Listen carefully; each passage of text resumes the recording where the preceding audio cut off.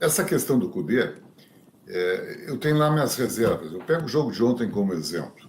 O Internacional faz um primeiro tempo administrado, enfim, um time mais ou menos com centroavante, com jogador com qualidade para decidir, e efetivamente decidiu.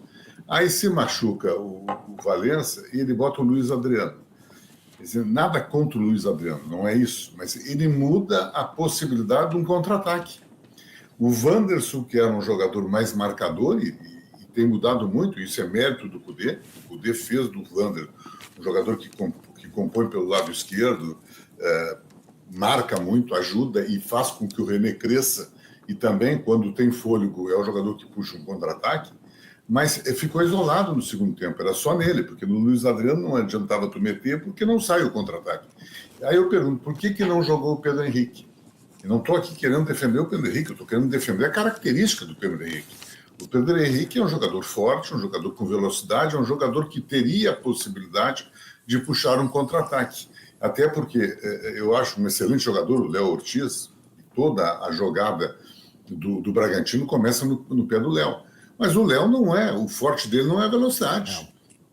E aí eu boto o Pedro Henrique em cima do Léo para mim poder, no mano a mano, e o Internacional estava no segundo tempo jogando num desespero, enfiando bola na frente a varrer, só que tu enfiava para o Luiz Adriano, quando o Luiz Adriano vai arrancar, o zagueiro já está 3 metros na frente.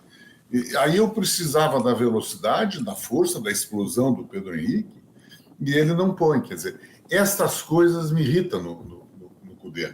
Essas coisas já me cansam. O Kudê tem diversas qualidades. Eu acho que ele monta um time bom, mas ele, para mexer, é muito complicado. É muito complicado. Os conceitos de alteração, de substituição dele, me preocupa muito, porque ele pega jogador que não tem característica para aquilo que tu necessita no segundo tempo, em determinado momento do jogo, e bota o jogador. Eu faço discurso acentuado daquele jogo contra o Fluminense do Maracanã.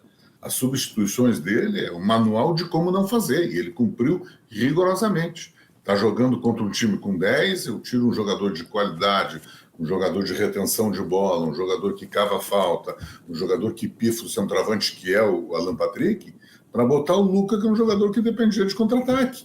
Só que eu não tinha mais jogadores do meio-campo com a característica de fazer um contra-ataque. Então, este é o Kudê, que eu questiono. Eu acho que está bem, o Internacional termina o Campeonato Brasileiro numa posição que não condiz com a sua grandeza e com a sua história, mas enfim, mas tem que pensar em 2024 absolutamente diferente. O Internacional tem que pensar que esse modelo tem que ser alterado. Esse modelo de treinador, esse modelo de treinador que quando perde fala um portunhol que ninguém entende. Quando ganha fala um portunhol que as pessoas entendem. É interessante isso. Quando perde, tu dá uma entrevista coletiva para entender uma dificuldade bárbara.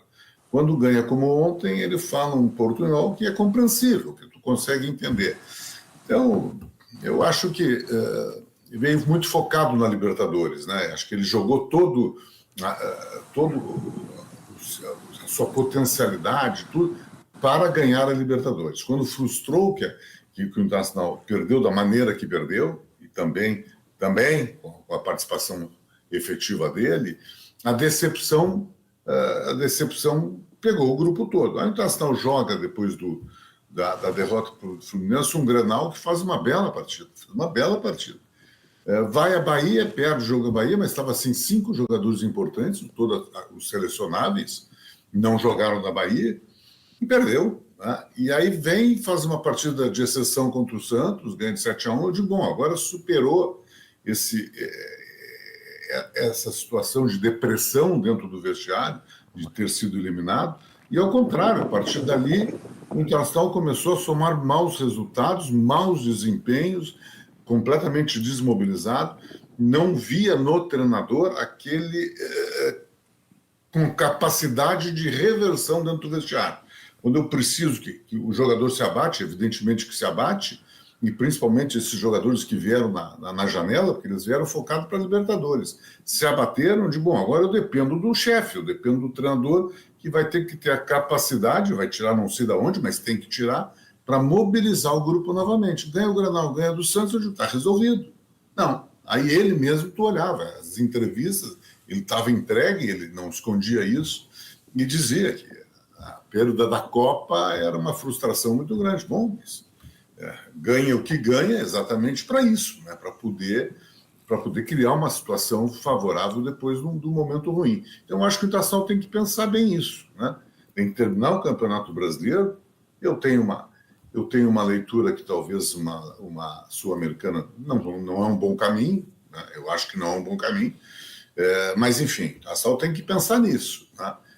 Joga uma Sul-Americana, quer jogar uma Sul-Americana, é importante na questão orçamentária, é importante na questão da possibilidade da conquista de um título, vão fazer ponto para chegar na Sul-Americana.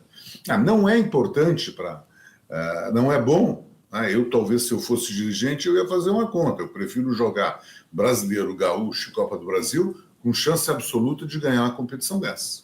E chance absoluta de ganhar um Campeonato Brasileiro. O Internacional, se não tivesse tido foco em Libertadores este ano e tivesse feito a movimentação que fez na janela, tivesse feito no início do ano, o Internacional hoje era sério candidato ao título, não tenho a menor dúvida. O Internacional hoje seria sério candidato ao título. Mas o Internacional não tinha grupo e não se deu conta disso, de simultaneamente jogar um Brasileiro e uma Libertadores. Então abriu mão de jogos importantes no Brasileiro para jogar com uma equipe mista, às vezes com uma equipe absolutamente reserva, e perdeu pontos importantes.